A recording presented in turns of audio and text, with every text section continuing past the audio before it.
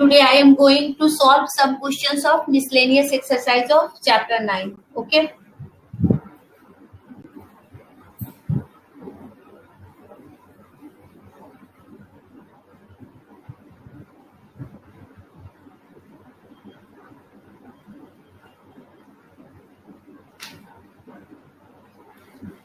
सबसे पहले मैं आपको क्वेश्चन 8 समझा रही हूँ, ठीक है ना।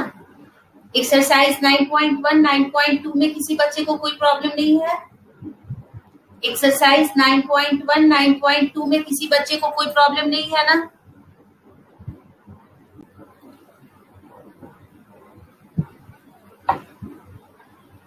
ओके देखो, मिसलेनियस का मैं 8 क्वेश्चन बता रही हूँ, बट 8 क्वेश्चन बताने से पहले मैं आपको कुछ यहाँ पे समझा रही हूँ। यहाँ पे एक मैं जैसे सपोज करो एक ट्रायंगल है और ट्रायंगल का मुझे एरिया फाइंड करना हो ABC। अब इसके देखो 3 कोऑर्डिनेट हो जाएंगे, x1 y1, x2 y2, x3 y3। ये हमारी एनसीईआरटी की बुक में दिया हुआ है, हमारे राजस्थान बोर्ड की बुक में नहीं है, ठीक है ना। तो एरिया ऑफ ट्रायंगल जो होता है, area of triangle is equal to half. अभी मैं सिखाऊंगी इसको कैसे लिखते हैं, x1 y2 minus y3 plus x2 और y3 minus y1 plus x3 y1 minus y2। देखो यहाँ पे एक ट्रायंगल है ABC। ABC है triangle, 3 vertices x1 y1, x2 y2, x3 y3, ठीक है ना। अब इस ट्रायंगल का अगर मुझे एरिया फाइंड करना हो तो एरिया फाइंड करने के लिए हम बड़ा नहीं बनाएंगे कि हीरोन्स फॉर्मूला निकालेंगे और ये निकालेंगे। कोऑर्डिनेट ज्योमेट्री में ऑलरेडी मेरे पास एक ये फॉर्मूला है, ये फॉर्मूला है एरिया ऑफ ट्रायंगल। देखो इसको लर्न कैसे करेंगे, हाफ याद रखना, x1 याद रखना, 1 के बाद 2 आता है, 2 माइनस 3, 2 के बाद 3, 3 के बाद 1, साइक्लिक चलेगा, 1 2 3, 2 के बाद 3, 3 के बाद 1, 3 के बाद 1 और 1 के बाद 2। ये है हमारा एरिया ऑफ ट्रायंगल। अब देखो क्वेश्चन 8 हमारा कह रहा है इफ पॉइंट्स 1 2 पॉइंट्स जो है सपोज करो ए हमारा है 1 2, बी हमारा है -1x और सी हमारा है 2 3। कह रहा है कि ये पॉइंट्स जो हैं आर कोलिनियर, कोलिनियर पॉइंट्स, और मुझे बताना है x की वैल्यू कि x क्या है। ये आप देखो अगर ट्रायंगल है और ट्रायंगल का एरिया 0 हो जाए तो एरिया 0 हो जाएगा, तो ये लाइनें क्या हो जाएंगी, AB जो ऐसे था वो ऐसे हो गया और BC जो इधर से था वो इस तरह से हो गया। कॉलिनियर जैसे ही हुए, कॉलिनियर होने का मतलब क्या हो गया, एरिया 0। तो अगर 3 पॉइंट्स आपके पास मिले हुए हो और वो तीनों पॉइंट्स कॉलिनियर हैं, तो इसका मतलब ये होता है कि उनका एरिया किसके इक्वल हो गया, 0 के इक्वल हो गया। अब आप ये कहोगे कि मैम आपने तो कॉलिनियर के लिए एक और फॉर्मूला बताया था, AB plus BC is equal to AC, तो आप वो क्यों नहीं यहाँ पे यूज कर रहे हो। तो बच्चों यहाँ पर मैं उसको इसलिए यूज नहीं कर रही क्योंकि यहाँ पे मेरा x अननोन है। अब बीच में कौन सा आने वाला है ये मुझे खुद ही नहीं मालूम है कि बीच में क्या आएगा, बीच में B आएगा कि बीच में A आएगा या बीच में C आएगा, ये मुझे मालूम नहीं है। इसलिए मैं क्या कर रही हूँ, एरिया, और ये जो एरिया ऑफ ट्रायंगल है बेटा आप लोगों का एनसीईआरटी वाली जो बुक है CBSE की, उसमें हमारे 3rd एक्सरसाइज में ये करना है। राजस्थान बोर्ड में ये हटा दिया था, बट मिसलेनियस में हम इस क्वेश्चन को यूज करना है, इसलिए मैं यहाँ पर आपको ये फॉर्मूला बता दी। अब आपको ये मालूम हो गया कि अगर पॉइंट्स कॉलिनियर हो जाए तो ट्रायंगल का एरिया 0 के इक्वल हो जाता है। मतलब इस फॉर्मूले को इक्वल टू अगर हम 0 कर दें, अगर ये पॉइंट्स कॉलिनियर हैं, ABC are collinear points, therefore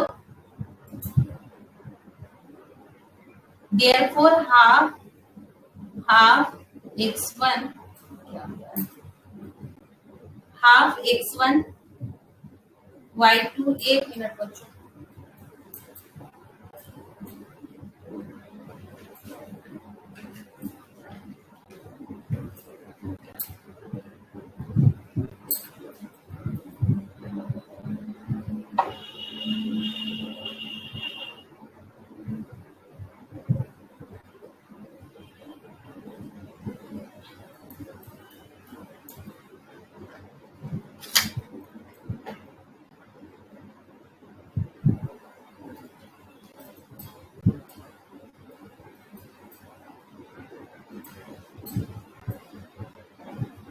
half x1 y2 minus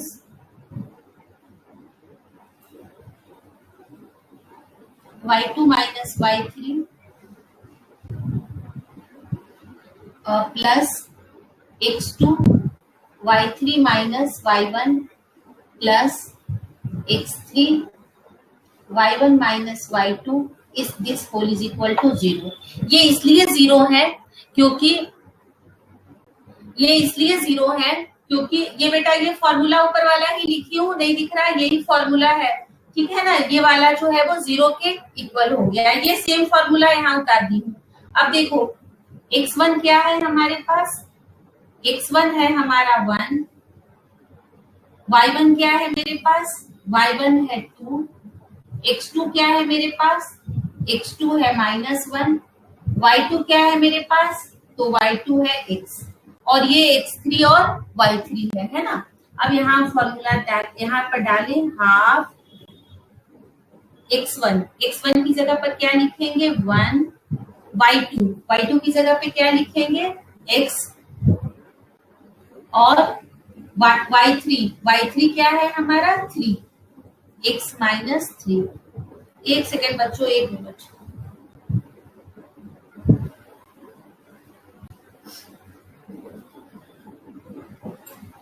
y2 minus y3 plus x2 क्या है हमारा, तो x2 है -1, और y3 माइनस y1, तो y3 क्या है हमारा, देखो अभी तुरंत हमने रखा है y3 3, और y1 क्या है हमारा बच्चों, y1 है हमारा 2, 3 माइनस 2, और फिर हमारे पास प्लस x3, तो x3 क्या है हमारे पास, ये रहा 2, एक बार चेक करना है ना। और फिर क्या है हमारे पास y1 कितना है 2, माइनस फिर क्या है y1 के बाद y2, और y2 क्या है हमारा x, एक बार इसको चेक करना इक्वल टू 0। ये पता नहीं इसको क्या हो रहा है, एक बार देखने में, एक बार आप इसको चेक करो।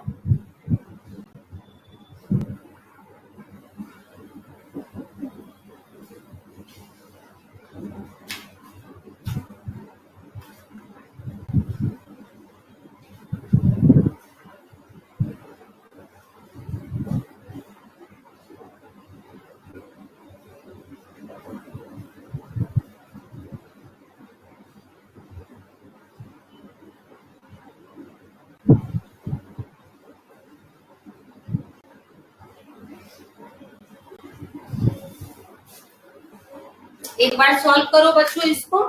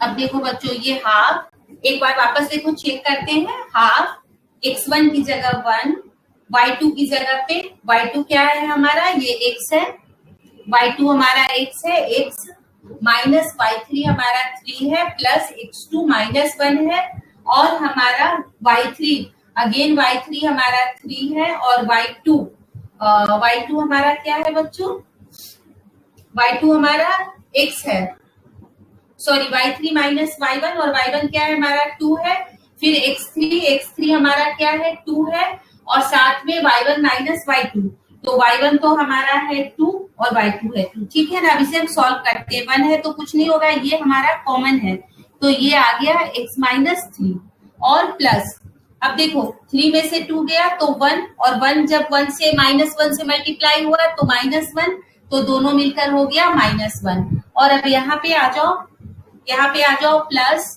और ये तो हो गया 2 2 जा 4 और 2 माइनस 2x और ये bracket 1, this is equal to 0।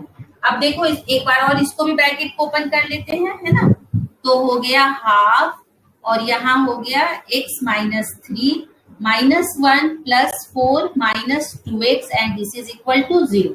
अब देखो यहाँ पे ये है 2x और ये है x, एक प्लस का है और एक माइनस का है, तो प्लस में से माइनस गया तो क्या बच गया हमारे पास, हाफ माइनस x, ठीक है ना। 3 और 1 मिलकर -4 और ये है हमारा +4, तो -4 और +4 कैंसिल हो गए, 0 हो गया, तो सिर्फ यही रह गया +0 हो गया and this is equal to 0। अब देखो ये 2 जो है, ये 2 जब इधर जाके मल्टीप्लाई होगा तो ये 0 हो जाएगा, ऊपर लिख रही हूं मैं, है ना। तो क्या हो गया हमारे पास, -x plus 0 is equal to 0, therefore x is equal to 0 और यही हमारा आंसर आ गया।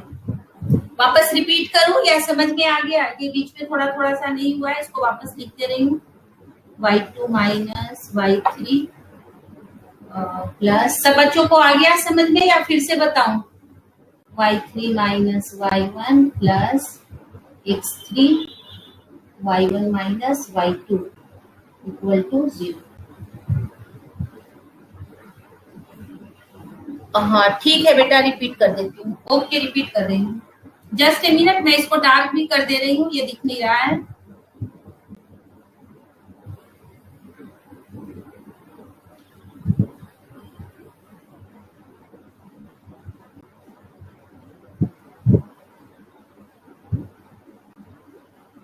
ठीक है ना बच्चों, अब सबको दिख रहा है। देखो ये जो प्रॉब्लम है, इस प्रॉब्लम में हमें कहा गया कि 3 पॉइंट्स मिले हुए हैं, तीनों पॉइंट्स जो है कॉलिनियर हैं और आप बताइए कि x की वैल्यू क्या होगी, ठीक है ना।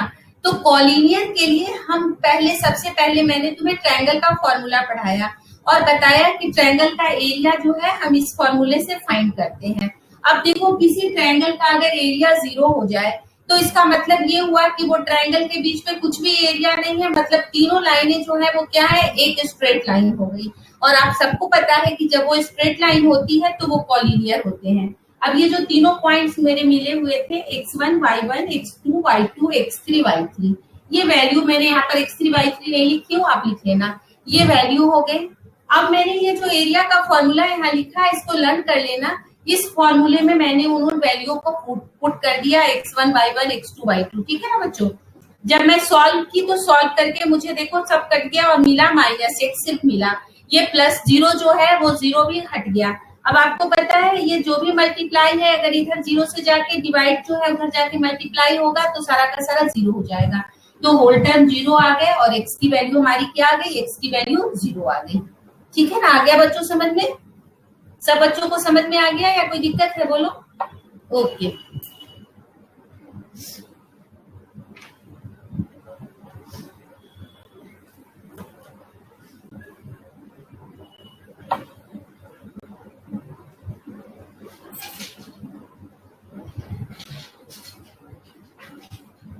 हो जाए बच्चों तो बता देना।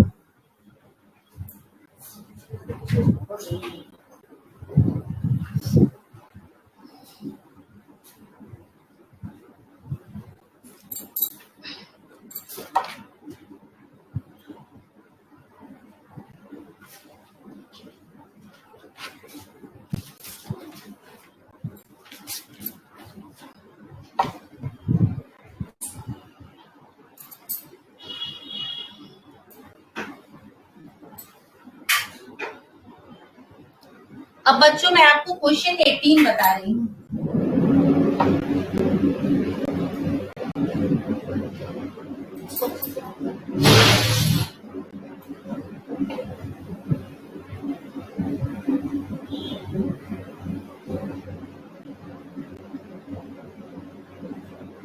देखो आपको मैं क्वेश्चन 18 करा रही हूँ, ठीक है ना। 18 क्वेश्चन में कह रहा है prove that mid point C of a hypotenuse in a right angle triangle AOB।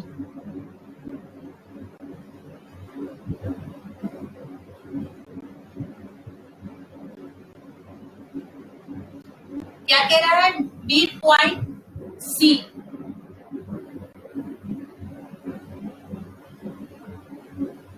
ठीक है ना, right angle C situated at equal distance from vertices O, A एंड B।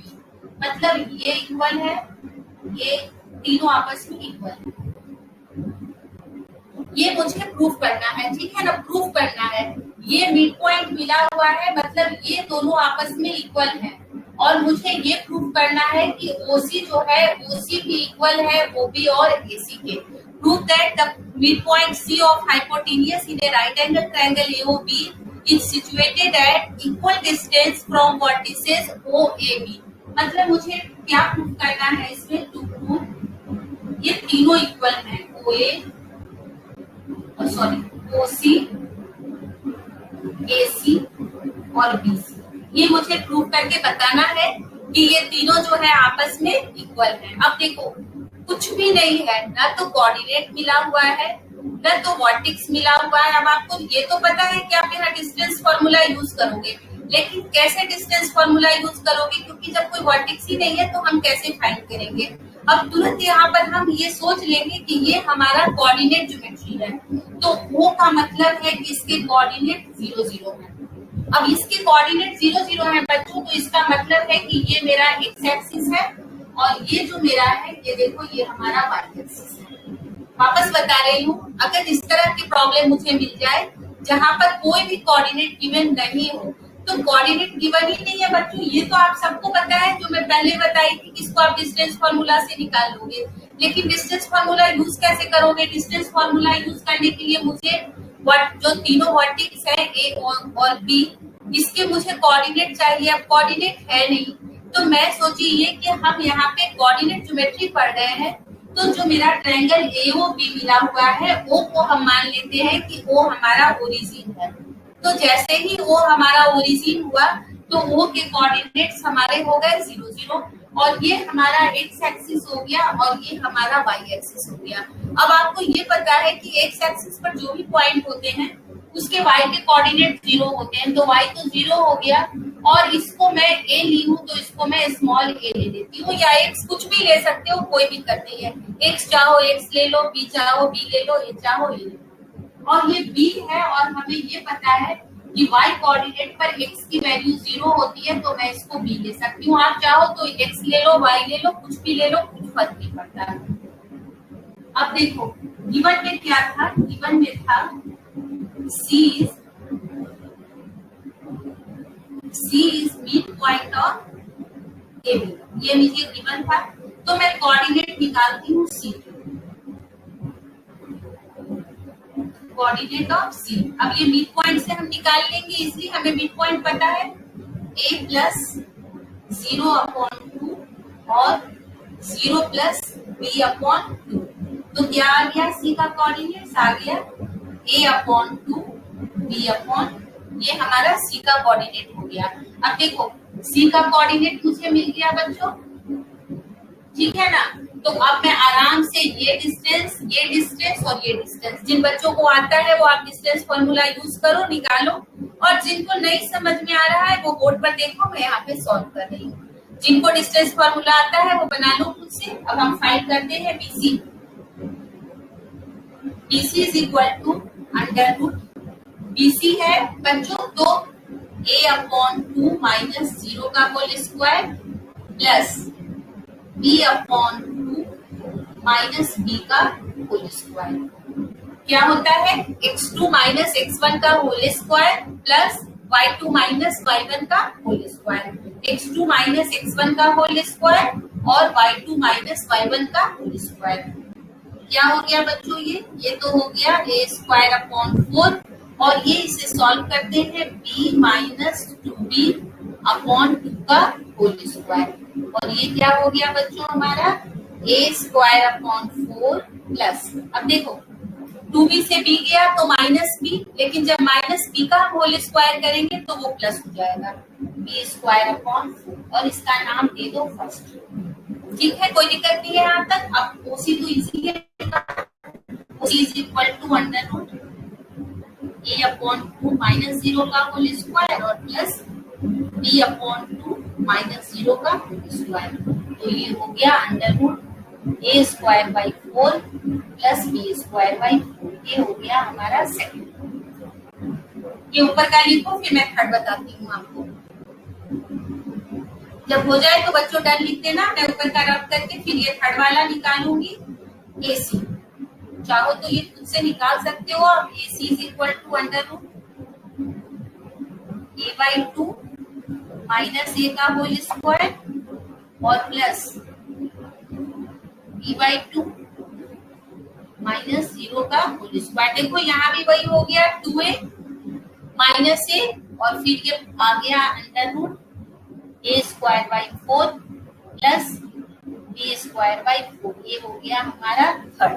ठीक है ना, और ऊपर हम अब एक ये वाली लाइन में रब कर रही हूँ क्वेश्चन वाली, from first second and third. क्या मिल गया मुझे, सबसे पहले मैं क्या लिखती हूँ BC equal to OC equal to BC, ये प्रूव करना। किसी बच्चे को कोई दिक्कत, वापस बताने की जरूरत?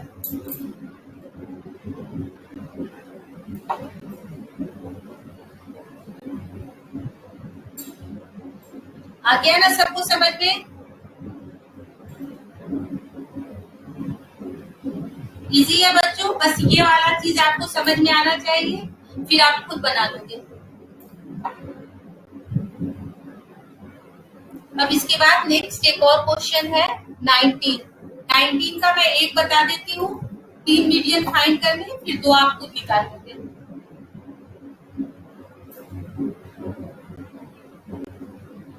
क्वेश्चन 9 बेटा, ये तो इजी है ना।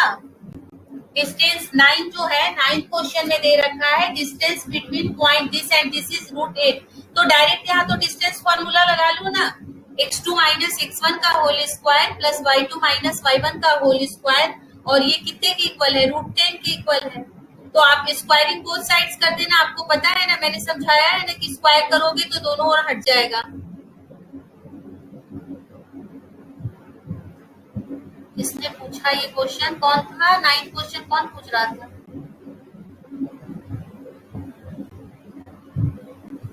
किसने पूछा था 9th? हिमांशी, समझ में आ गया या बोर्ड पे करके बताऊं बेटा? बोर्ड पे करना है बेटा या कर लोगे, बोलो तो बताइए। Fast Himanshi, give me reply.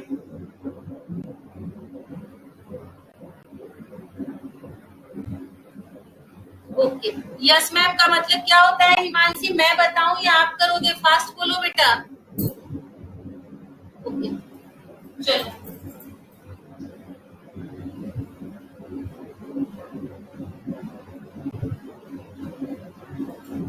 देखो अब मैं करती हूँ, अब मैं आपको देखो बता रही हूँ क्वेश्चन नंबर जो है हमारा क्वेश्चन नंबर 19। अब ये 19 में देखो मैं थोड़ा सा 3 पार्ट है इसके, बट मैं एक पार्ट बता देती हूँ तो 2 पार्ट आप खुद बना लोगे। ये ट्रायंगल है चिल्ड्रेन, ये रहा हमारा ट्रायंगल, ये ट्रायंगल है ABC।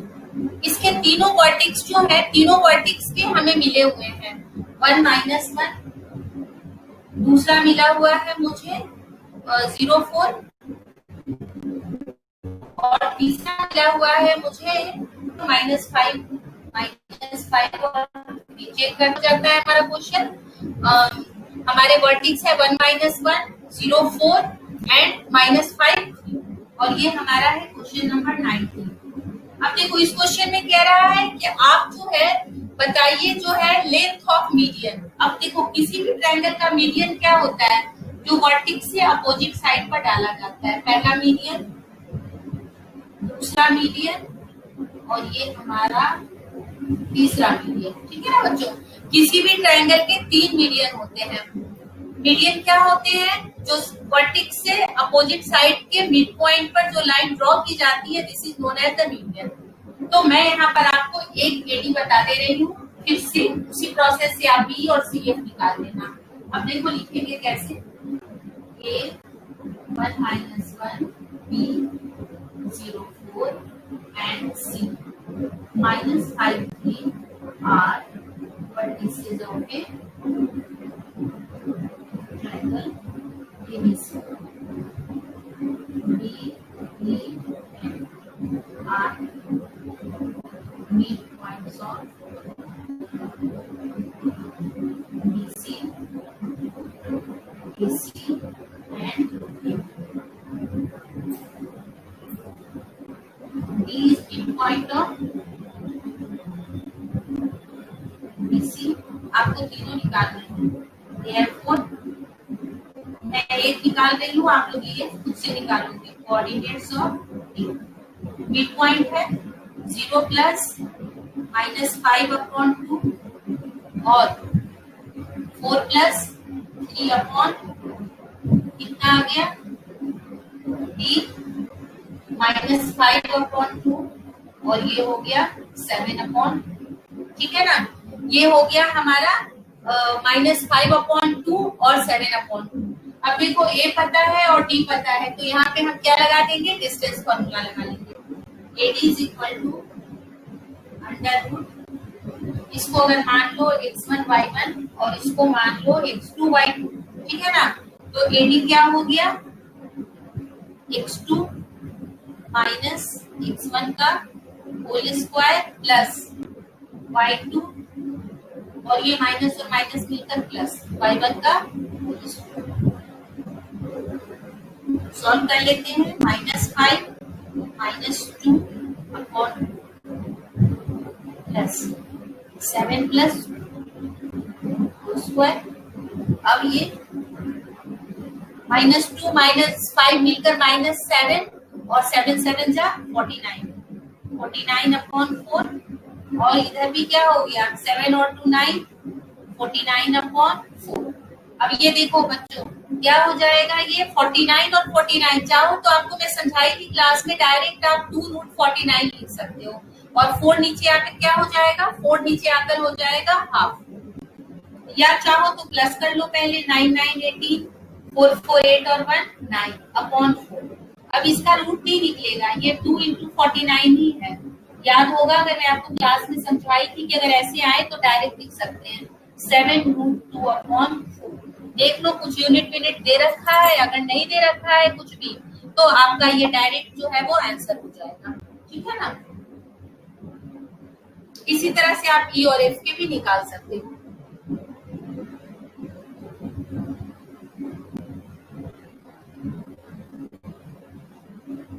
सेवन प्लस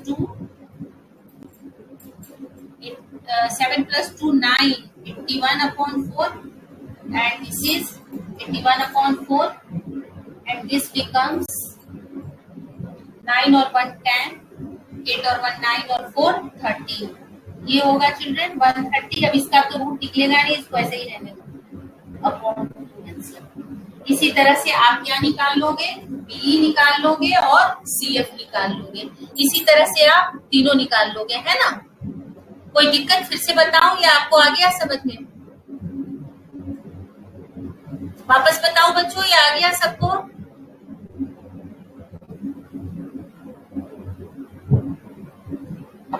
ठीक है, इसे कर लो। इसमें आपको दोनों निकालना है, एडी के बाद आपको निकालना है बी और फिर निकालना है सी एफ। सेम इसी तरह से निकालना, पहले इसके कोऑर्डिनेट निकालकर फिर ये डिस्टेंस और फिर इसके कोऑर्डिनेट निकालकर ये वाला डिस्टेंस।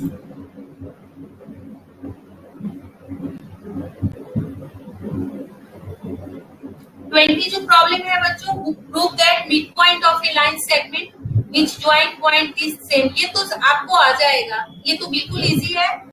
दोनों पॉइंट का मिड पॉइंट निकाल लेना, दोनों सेम आएंगे।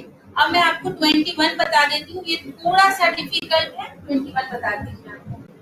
इसे करो, टाइम है ना अपने पास, हाँ चलो जल्दी फटाफट करो, 21 बताती हूँ।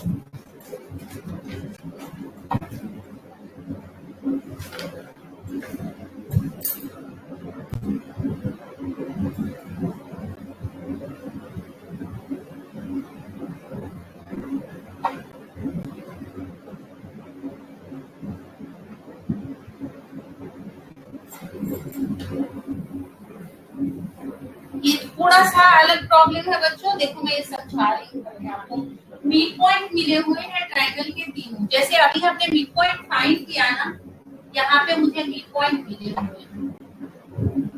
सपोज करो ये हमारा ट्रायंगल एबीसी है, ठीक है ना, तो इसके मिड पॉइंट मुझे क्या क्या मिला हुआ है, 1 2, ये इसे करते हैं 1 2, इसको मान लेते हैं टी, और ये हमारा 1 2 है।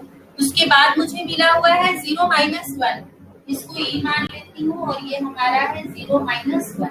उसके बाद हमारे पास है f2 -1, f2 -1, वापस से कोऑर्डिनेट चेक करते हैं, 1 2 0 -1 एंड 2 -1, ठीक है ना बच्चों। अब मुझे यहाँ पे बताना है तीनों वर्टेक्स, मुझे ये फाइंड करना है, ये फाइंड करना है, और ये फाइंड करना है, ठीक है ना। अब देखो मिड पॉइंट मिला हुआ है और तीनों वर्टेक्स मुझे फाइंड करने हैं, तो मिड पॉइंट थ्योरम यूज करेंगे। Coordinates of A x1 y1 b x2 y2 and c x3 y3 लिखना पड़ेगा बच्चों, बिना लिखे काम नहीं चलेगा, है ना, रिस्पेक्टिवली यूजिंग मिड पॉइंट। देखो सबसे पहले ये दोनों को देखो, 1 is equal to x1 plus x2 upon, mid point क्या होता है, इन दोनों का coordinate upon, this indicate x1 plus x2 is equal to 2, this is our equation first. फिर 6 इक्वेशन बनेंगे बच्चों यहाँ पे, y1 plus y2 upon, this indicate y1 plus y2 is equal to 4, गलत होना नहीं चाहिए वरना पूरी मेथड बेकार जाएगी, है ना। ये 2 और ये 4, अब इन दोनों का ला दो, 0 is equal to x2 plus x3 upon x2 plus x3 is equal to 0. This is our third. अब 4 -1 is equal to y2 plus y3 upon, this indicate y2 plus y3 is equal to -2. ये 4. Fifth, 2 is equal to x1 plus x3 upon, this indicate x1 plus x3 is equal to, this is our fifth, and -1 is equal to y1 plus y3 upon, this indicate y1 plus y3 is equal to -6। इस तरह से देखो हमारे 6 equation मिल गए, सबको मैंने mid point theorem लगा दी। अब यहाँ पे देखो मैं क्या करती हूँ, ये सॉल्व करना है बच्चों, ये पहला और तीसरा इन दोनों को मैं ऐड कर देती हूँ। ऊपर से मैं ये रिटन पार्ट रब कर दूं, कर लिया है आपने ये वाला रिटन पार्ट।